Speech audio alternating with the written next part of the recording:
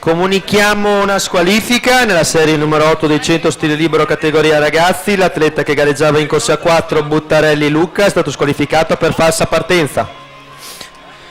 Presentiamo gli atleti in gara nella serie numero 7. Sono in basca la corsia 1 Gibin Matteo Claudia Piscina Fitness, corsia 2 Jesse Gregori rappresentativa Idros, corsia 3 Sartoretto Alessio rappresentativa Idros, corsia 4 Beglio Damiano Nottoli Nuoto 74, in corsia 5 Visentin Riccardo rappresentativa Idros, corsia 6 Sperotto Alessandro Arca Team, corsia 7 Zanardelli Alberto Vittoria Lata Nuoto, corsia 8 Zanina Alessandro rappresentativa Idros.